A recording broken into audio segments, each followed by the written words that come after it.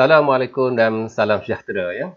Dalam siri kali ini ya, Pak Su akan membincangkan ya bersama anda semua tentang apakah yang dimaksudkan dengan stres ya. Pak Su faham ya, ramai orang dah tahu apa itu stres ya. Kadang-kadang orang sebut tekanan ya, Kadang-kadang orang sebut tension dan macam-macam lah ya. Baik. Sebenarnya stres ni adalah satu sistem ya, yang atau mekanisme yang memang semula jadi ada dalam diri kita ya. Sejak kita lahir sampailah kita mati nanti ya. Selagi kita hidup, selagi itu kita akan mengalami stres. Kerana stres itu bukan masalah pemikiran saja ya. Bukan masalah emosi, bukan masalah tubuh badan kita, tapi dia melibatkan sistem saraf, otak kita dan juga sistem hormon ya yang ada dalam tindak balas hormon ya dalam badan kita ya. Jadi kita tak dapat nak elakkan ya. So apabila kita mengalami stres, hampir keseluruhan sistem dalam badan kita ni terlibat. Itu secara fitrah, secara semula jadi memang macam itu ya. Berarti kita tak boleh nak elakkan stres ni ya. Cuma kita boleh beri perhatian nantilah ya, dalam siri-siri akan datang macam mana cara kita nak mengurus stres tu. Oleh kerana stres tidak dapat dielakkan, maka kita kena tahulah kan macam mana nak menguruskan stres ya. Okey. Dan pada umumnya stres tu ada juga stres yang boleh membawa kepada kebaikan dan ada juga stres yang membawa kepada keburukan ya. Okey. Jadi kita cuba tengok, cuba fahami stres dalam konteks definisi ni kita dapati ya bahawa stres ini ya merupakan satu kita kata respon ya ataupun tindak balas yang mungkin boleh berbentuk fizikal ya, tindak balas boleh berbentuk fizikal ya terhadap sumber-sumber stres ya yang di sebelah kanan tu kan, sumber-sumber stres. Jadi sumber-sumber stres ataupun stressor ni boleh jadi bentuk ancaman, boleh jadi bentuk cabaran ataupun tuntutan-tuntutan kehidupan ya. Kita dalam hidup kita ni kita tak boleh lari daripada tiga perkara ni. Ada benda tu mengancam kita, ya, kadang-kadang dia mencabar kita dan kadang-kadang kita nak memenuhi keperluan-keperluan kehidupan kita ya. Kita nak makan, nak minum, nak itu, nak duit, nak macam-macam kita nak ya. Kita nakkan kasih sayang, kita nak rasa selamat ya. Itu semua adalah tuntutan-tuntutan kehidupan ya. Kalau tuntutan ini tidak dapat dipenuhi, kita akan rasa stres. Ya. Badan kita akan memberi respon. Maksud bagi contoh yang mudah lah, apa yang dimaksudkan sebagai respon atau tidak baik. Baik, katalah maksud kata macam ni ya. Aku tengok kan, dalam ramai-ramai orang kan, kau ni paling cantik lah. Kau ni memang cantik betul lah. Ataupun maksud kata, dalam ramai orang yang Pak Su kenal ni kan, kau ni paling handsome lah. Nampak senyum kan?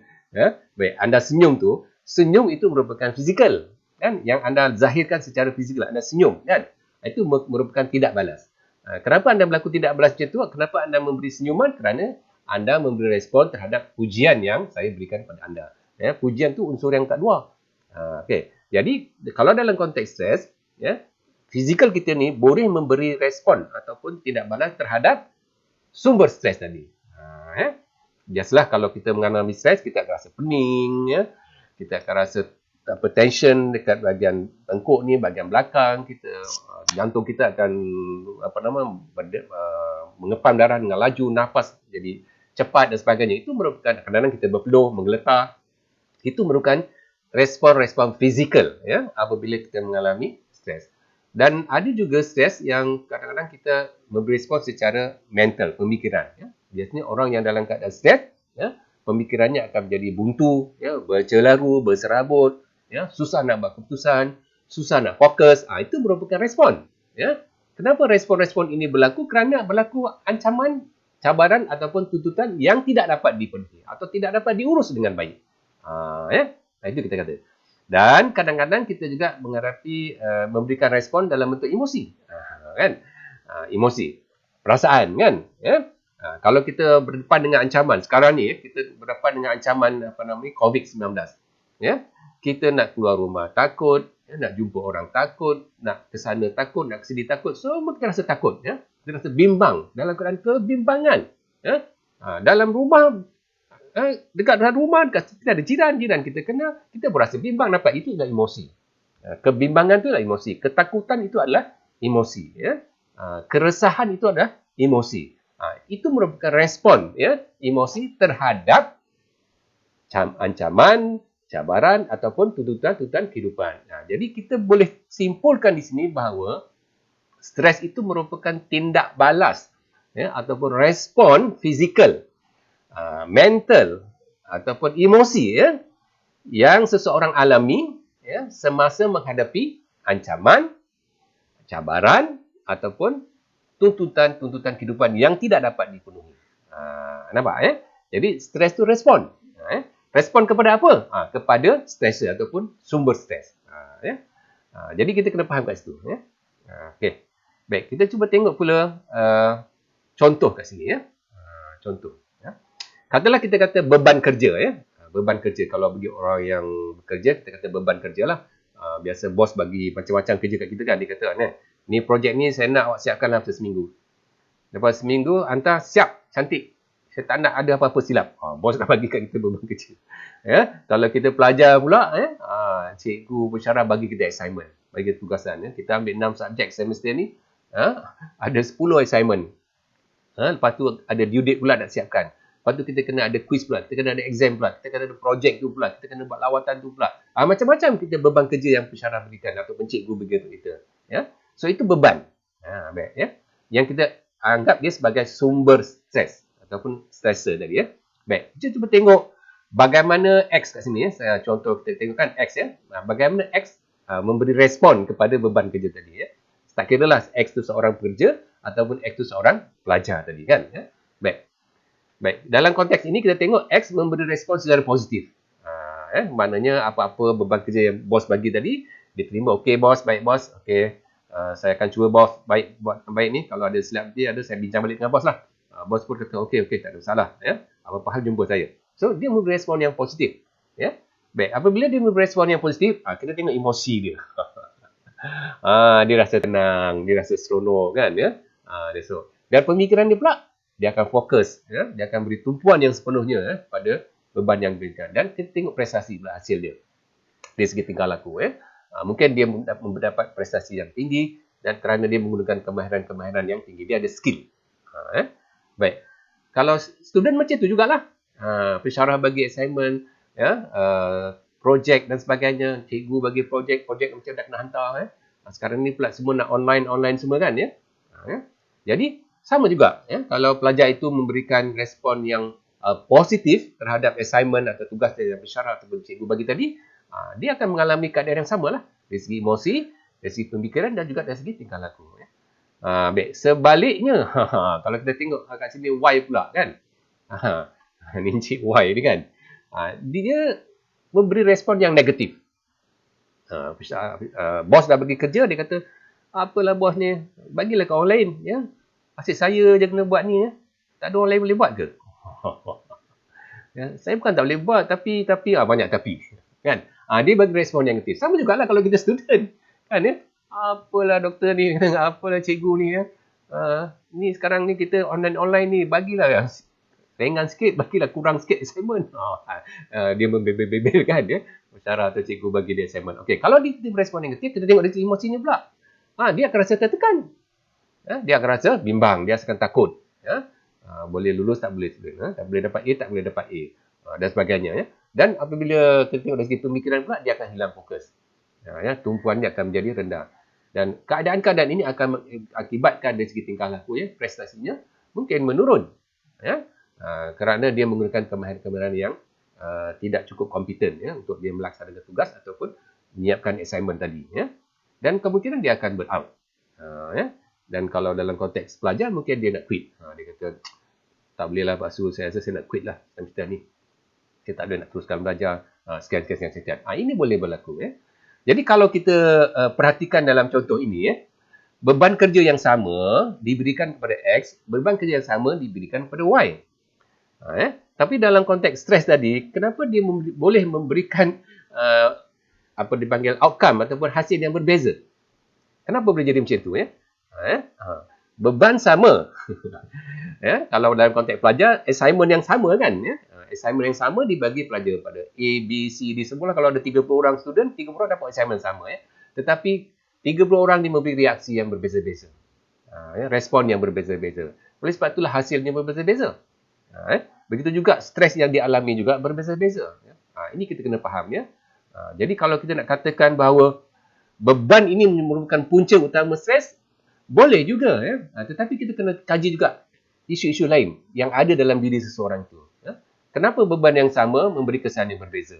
Ini benar-benar elok dikaji ya. Dan banyak kajian telah dibuat pun ya. Okey.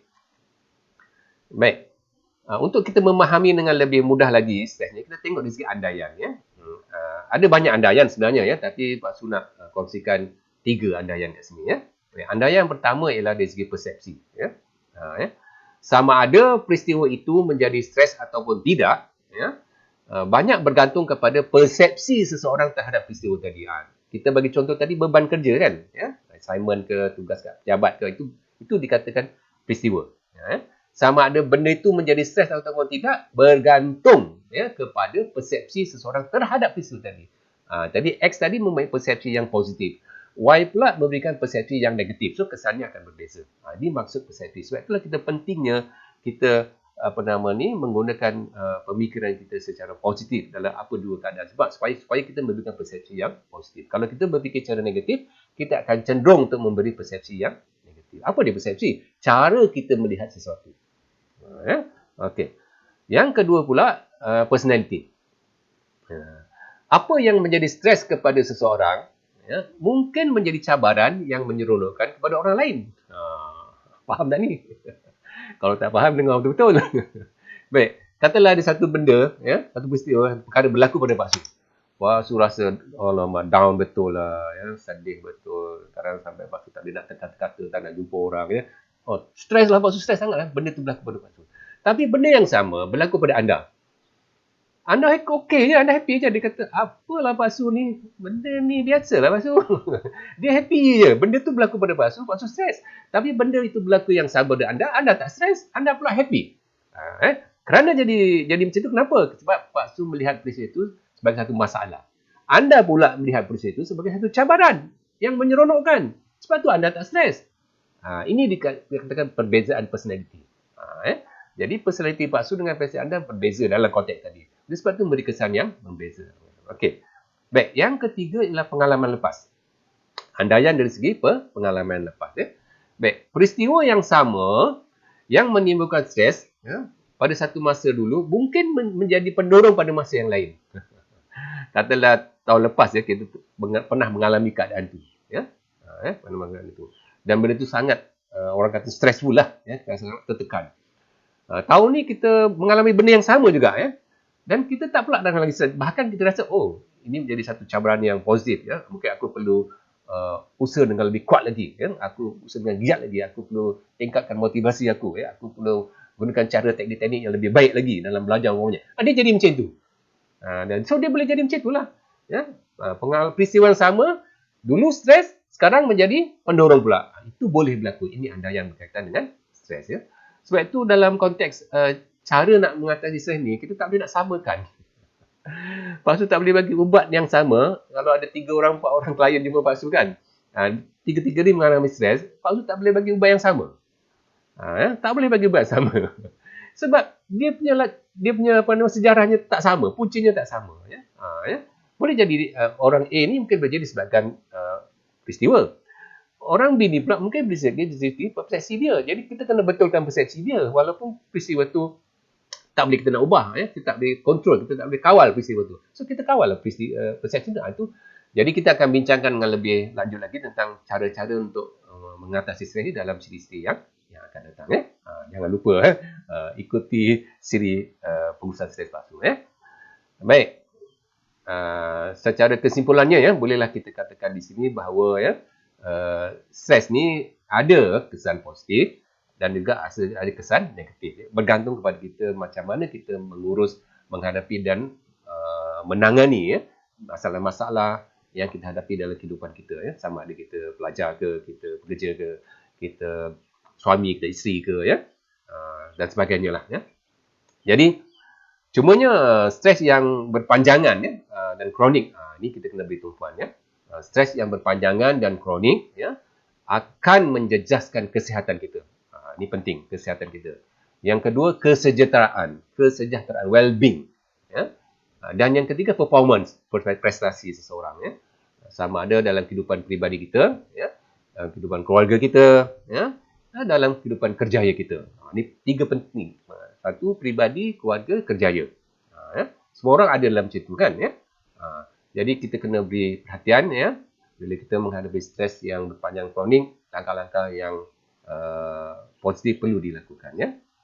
Baik, jika anda mendapati video ini bermanfaat ya, mohon share dan subscribe ya. Sehingga kita bertemu lagi dalam kesempatan akan datang. Salam motivasi.